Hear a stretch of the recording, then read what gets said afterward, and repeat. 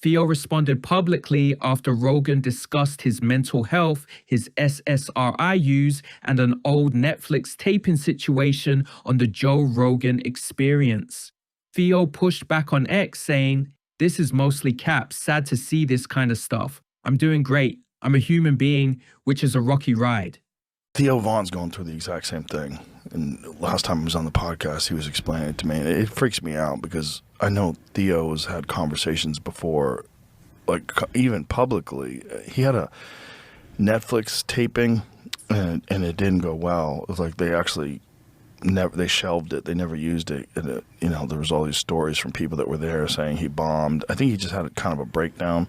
And when he was talking to the crowd, and there's a video of it, we said, the people were shaking, "Hey, we still love you." He goes, "Thank you. Look, I'm trying not to take my own life. That's what I'm trying to do right now." Yeah. And like, you hear stuff like that, and you just go like, "Oh, Jesus Christ." I've known too many people that I didn't think were going to kill themselves and then did. And then he goes down these spirals where he starts talking about world events and freaking out. I'm like, "Oh, Jesus Christ. Like, I got to help this dude."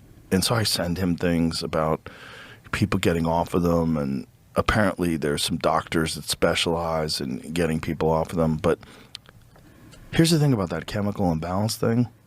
That's not real.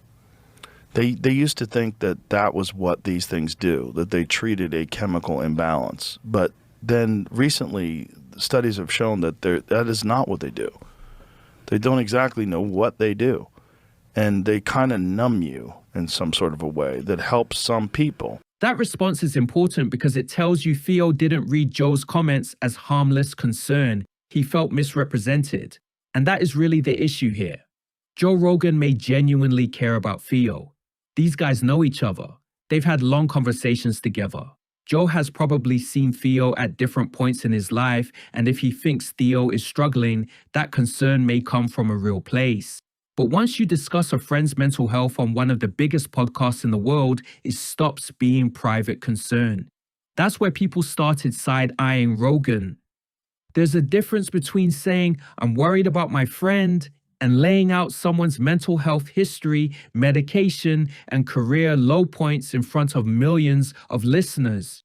Even if Joe's intent was protective, Theo has every right to say, "Hold on, you're not telling my story for me."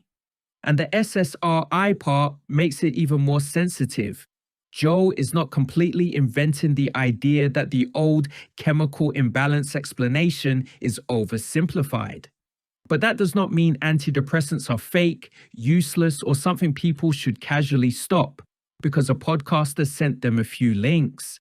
That is where Rogan's influence becomes dangerous. Joe often talks like a curious guy asking questions, but his platform is too big for casual medical takes to remain casual. When he discusses vaccines, diet, saunas, testosterone, or depression, millions of people hear it as guidance, even when he says he's just talking.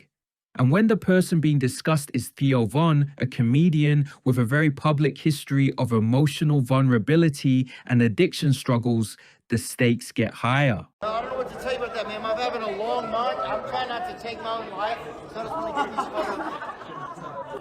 I'd love to talk a little bit about shame, man, because that was a huge part of my life. Well, tell me about it. I just felt ashamed of myself. Yeah. I felt ashamed of I felt ashamed of how I looked. I felt ashamed of like my ears, my nose, my face, the way I stood. I felt, I felt ashamed of my family, of my home. Everything. I just felt a ton of it. I'm not whining about it right now. I'm just thinking back, but yeah, I just felt a ton of shame. You know, I think I felt ashamed of who I was at like the first molecule almost, like the first cell of my, the dirt under the roots. It felt like there was a part of me that felt like I was me, or anything that had to do with me was gross. A lot of commenters weren't angry because Joe expressed concern. They were angry because he did it publicly, while also drifting into medical commentary he isn't qualified to give. One of the top criticisms in the thread is basically, you can be skeptical of antidepressants, but you are not a scientist. That's the balance.